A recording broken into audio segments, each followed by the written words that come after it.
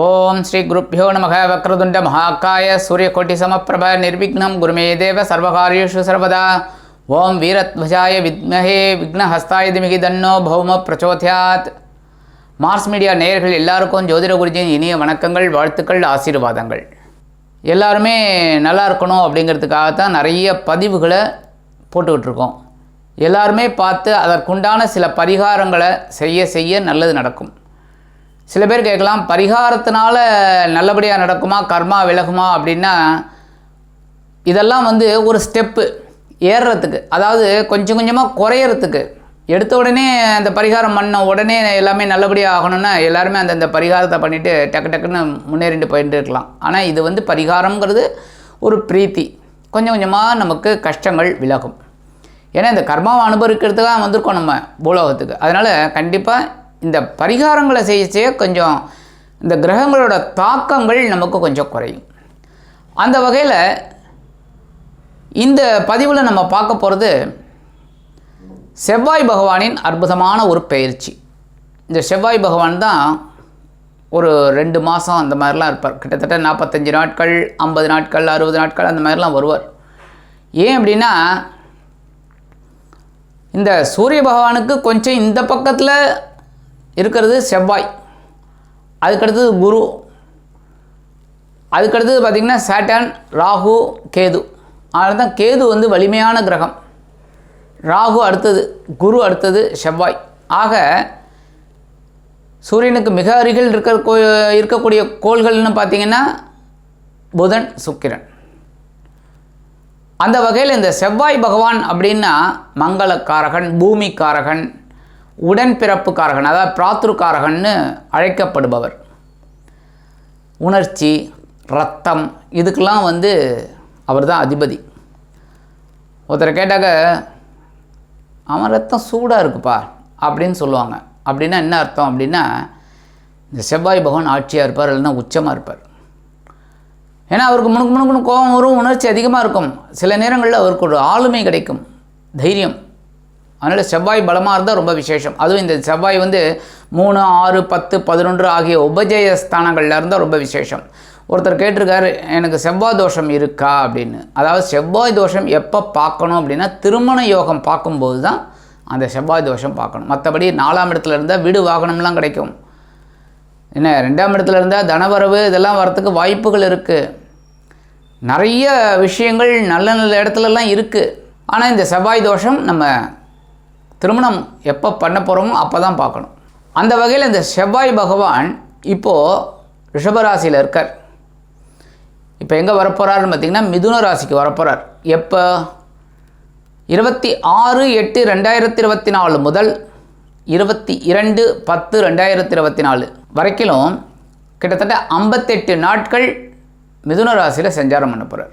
இந்த 58 நாட்களும் மிதுன ராசி அப்படிங்கிறது பகை கிரகமான புதனின் வீடு, செவ்வாய்க்கு பகை. அந்த வீட்டில் தான் சஞ்சாரம் பண்ண போகிறார்.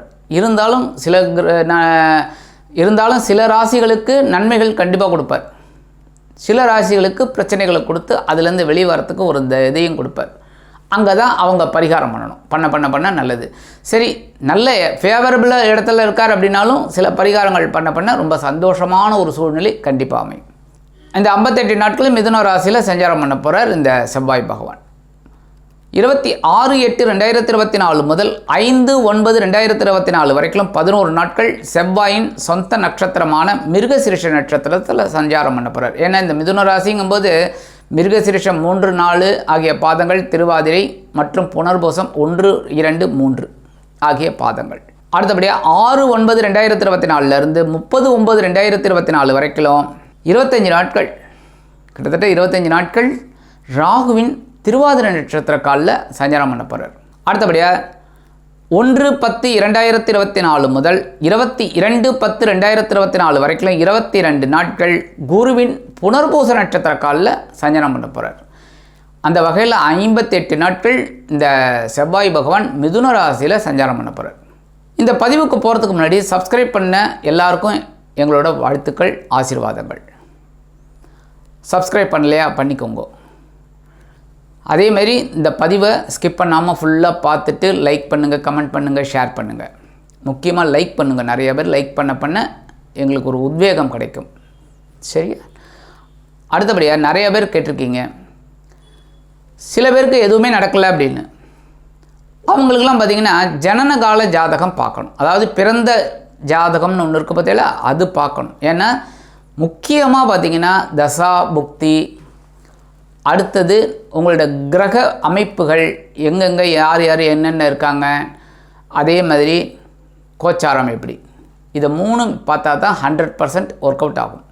அதுக்கு என்ன பரிகாரம் பண்ணணும் அப்படின்னு. ஏன்னா இப்போ உங்களுக்கு தசாபுக்தி சரியில்லை அப்படின்னா அந்த தசாநாதனுக்குரிய சாந்தி பண்ணினா தான் நல்லது. அதெல்லாம் எப்படி கண்டுபிடிக்கிறதுனா உங்கள் ஜாதகத்தை வச்சு தான் கண்டுபிடிக்கணும். ஆக சில பேருக்கு இது கோச்சாரப்படி நிறைய பேருக்கு நடக்கிறது. கோச்சாரம் ரொம்ப நிறைய பேருக்கு நடக்குது. இன்ஃபேக்ட் எனக்கே நல்லா நடக்கிறது கோச்சாரம்.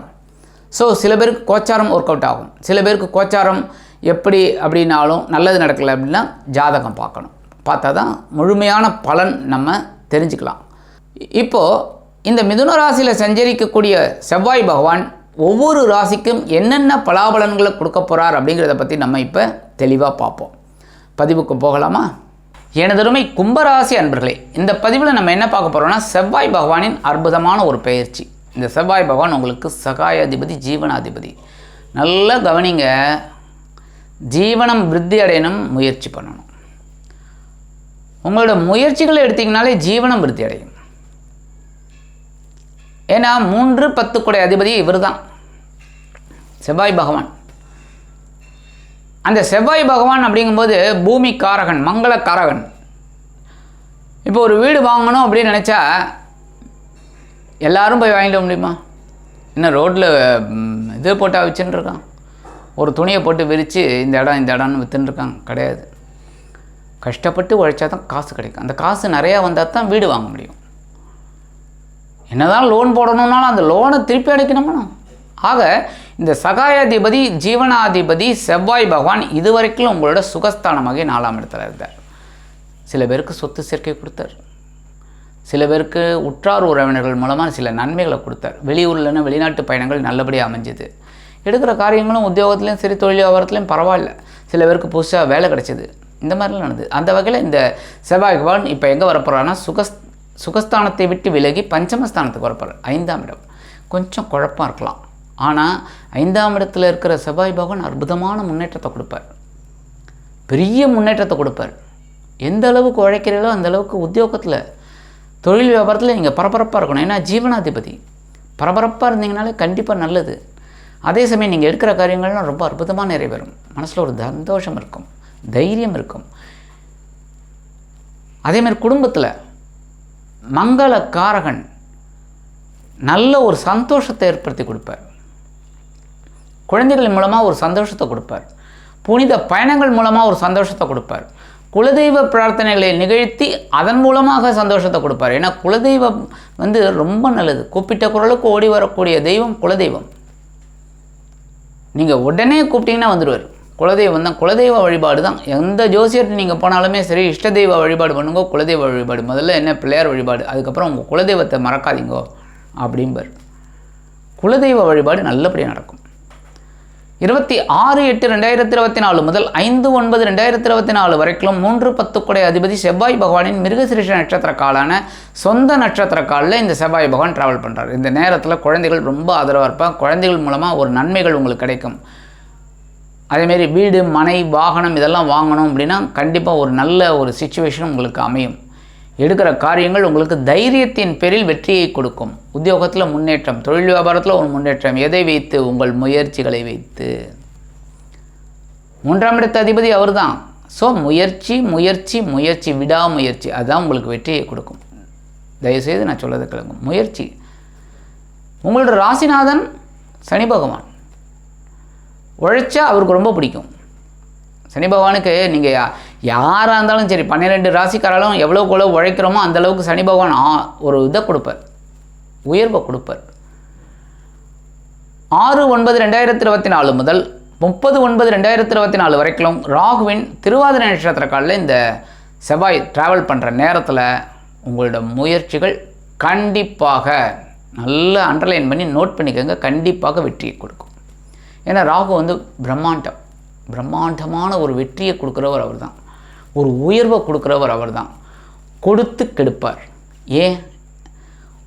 கொடுக்க கொடுக்க நமக்கு என்ன வரும்? இப்போ நமக்கு பணம் வந்துட்டே இருக்குது.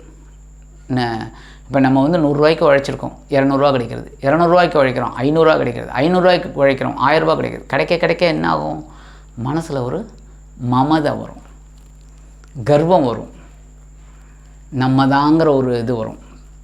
இந்த இதுலேயே நம்ம தான் பெரிய ஆள், ஸ்டேட்டஸ் அப்படின்னு. அங்கே தான் ஒரு தட்டுவர். அதான் கொடுத்து கெடுப்பார். இந்த கொடுக்கும்போது யார் அமைதியாக அதை ஏற்றுக்கிட்டு, இதெல்லாம் நம்மளோடது இல்லை, பகவான் கொடுத்தது, ரைட், அனுபவிங்க.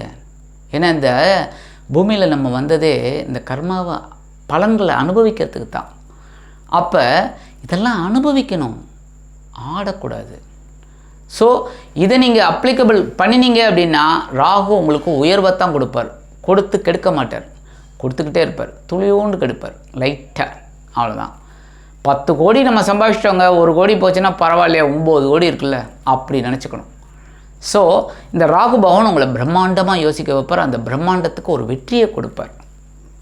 1/10/2024 முதல் 22/10/2024 வரைக்கும் 2-11 கோடையாதிபதி குரு பகவானின் புனர்பூச நட்சத்திர காலில் இந்த செவ்வாய் பகவான் ட்ராவல் பண்ண போகிறார்.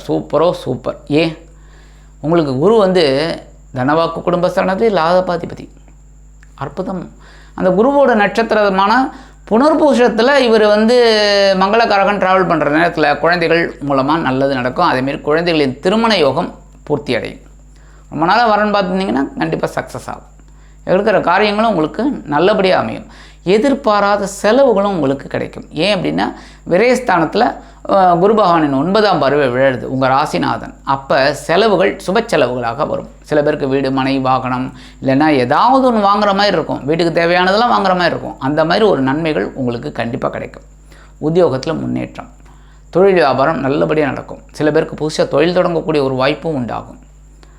இந்த நேரத்தில் நீங்கள் பரிகாரமாக என்ன பண்ணினா ரொம்ப விசேஷம்னா கந்தகுரு கவச்சம் பாராயணம் பண்ணுங்க.